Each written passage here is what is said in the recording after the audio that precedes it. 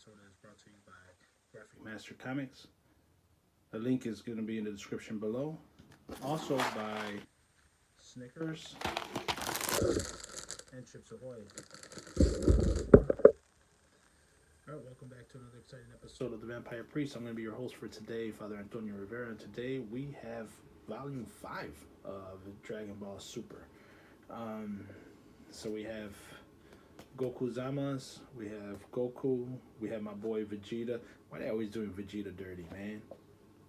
That guy is the Prince of all Saiyans, bro. He's all good. Again, the manga, boom. It starts off the way you want a manga or an anime to start off. Right from the get. It's just pow-powing. So this is going to be the final arc of the future Trunks timeline because everything is done. Just like in the anime, again, if you've seen the anime, you're gonna like the manga, and vice versa. You're gonna love the manga. If you've seen the anime and you're a fan of the anime, pick up the manga. You are not gonna be disappointed. It's gonna raise your love for Dragon Ball Super to the nth degree. And we do see a lot here with Zamas and how evil and wicked he is. And we also see how powerful Trunks is. I mean, Trunks goes to town. And he does to Zamas what he did to Frieza in the Dragon Ball Z saga. He just, like a zipper, he cuts him down. And he even has the same pose as when he did it to Frieza. Oh, man.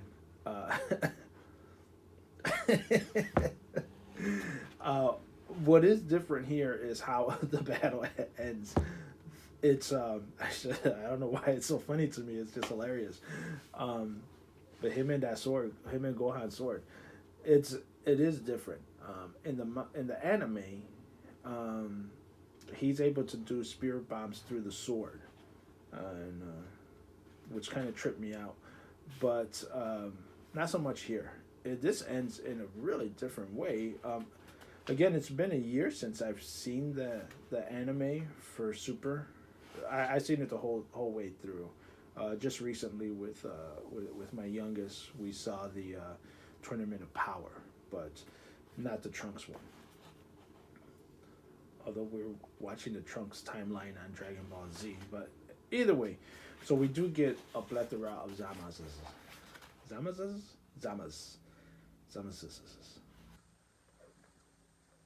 One of them sounds wrong, but it sounds so wrong that it's got to be right. And this right here is an awesome scene right here. I would love to see that in a future Trunks timeline movie. And yeah, just like in the regular one, and how we get two Xenos, Goku calls them, and instead of the spirit bomb, we do get Xeno just making everything disappear as the Z fighters jump on the time machine. I mean, look at they're jumping on a time machine to go back to their time so they're not erased. And it's different, and it's different enough that you can enjoy the manga and the anime, which is important because this is an open market. You're trying to sell it from a marketing standpoint and from a selling standpoint. You want to make sure that they're different enough that the same person will invest in both, because that's where your money is coming from. And I wish Marvel would understand that. Marvel and DC they could learn a lot from manga and anime on how to sell the same product to the same person in just a tweak or two different ways that they have loyal customers for the rest of their lives. Oh, and this right here. This, again, Super is humanizing Vegeta so much that he is becoming more and more likable. I mean, this whole scene right here is beautiful. No words. Look, this whole page, no words. And it's very powerful. As a husband, as a father, as a man in love, this is going to really get to you. in in Dragon Ball and Dragon Ball Z, Krillin were my favorite, 100%. During Z, especially the story arc of Vegeta, I started to like Vegeta, even though I'm more human. I like the humans. All right. I know it's racism. You're not supposed to like it. You're not supposed to outright hate aliens because they're aliens. But I could care less. I'm as you can see, I'm on Team Lex Luthor when it comes to the aliens. But Vegeta is a he has a great storyline. He has an awesome and amazing story arc, and I think his story arc is probably the best. I'm gonna say point blank the best story arc of character growth and character development in the entire Dragon Ball saga. Goku is limited and he needs to be limited. Um, Not just in terms of power wise, but in his character arc because of the brain damage that happened to him when he was a kid. Because that power, that instant power, and him being as powerful as he is, if he were as intelligent as everybody else, that would affect him in a negative way. And Goku Black in the future timeline won't be because of Zamasu, it would be because of him. Um, so I do believe that that innocence is what's keeping him from really going into that Goku Black storyline and becoming Goku Black himself. But the Vegeta, fantastic, man. I'm Team Krillin all the way, but him and Vegeta are tied for that top spot. It really all depends on the mood, um, or which character I'm talking about. But yeah, if you're looking at just loyalty, Krillin.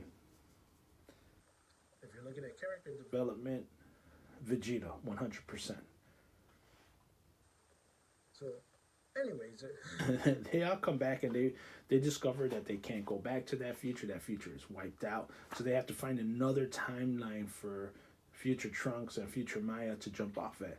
Because Maya and Trunks, they do have a relationship. It doesn't right out tell you that they're married, they're dating, whatever, but it's very much implied. They really do love each other and they care about each other. So that's what the whole deal is, where they have to find another point for them to jump off to, which is I want to say it's the original Trunks, future Trunks timeline, not the Super. So we have them coming into a point right before the whole Goku Black arc. Um, so we see all of that. I think it's going to be around the Majin point that they're talking about. But we also see that Goku finds a good best friend. He's keeping his word, just like in the anime. And now we have two Xeno. So Future Trunks goes to another Future Trunks timeline with Future Maya, where they live out, and he plans that when Trunks needs his help, he's gonna be there to help him, but in the background. So we potentially have for Dragon Ball Super coming up a Future Trunks timeline or Future Trunks story arc where there's two Trunks. Um, so that should be really interesting if it's done right. But at this point, I kind of hope that they don't. I like the Future Trunks in piecemeal. Let's keep it as this. Okay, they're gonna go off. They're gonna save the world together. They're gonna have a happy ending. And then it goes to Goku having a job, just a regular job, and stopping some criminals, while Vegeta is training with Whis in Beerus's world.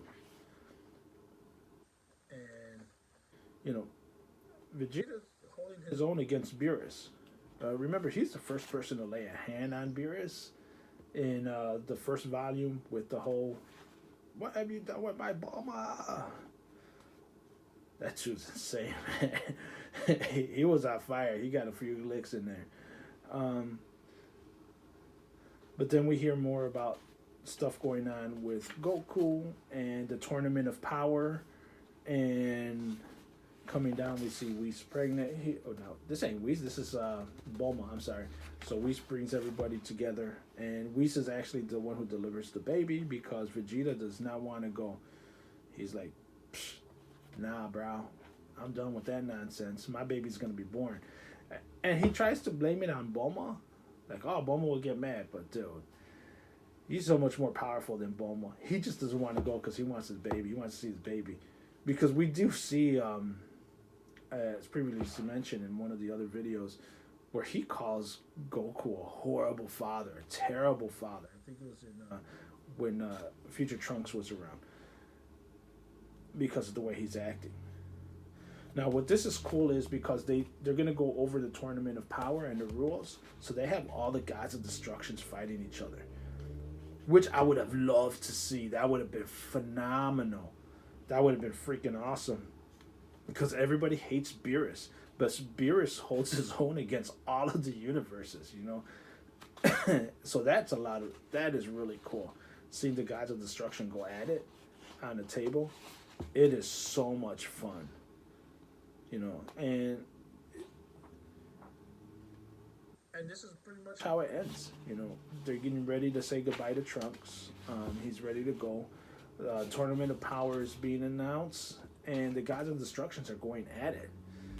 And here we are. Again, let me know what you think. Anime versus manga. Do you like them both? Which is your favorite? You know what? Who is your favorite character? Who's your favorite character in Super? All throughout all of Super. If you watch the manga, if you watch the anime, who's your favorite? If you've been reading the manga, who's your favorite? If you've been doing both, who's your favorite?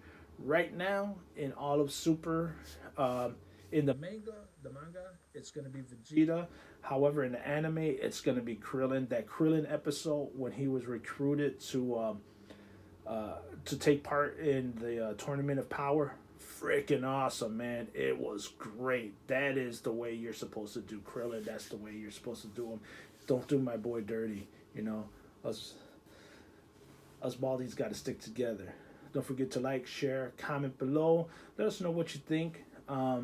Please subscribe, and please visit us at graphicmasters.com, .net.org, .edu.gov. The link is it's going to be in the description.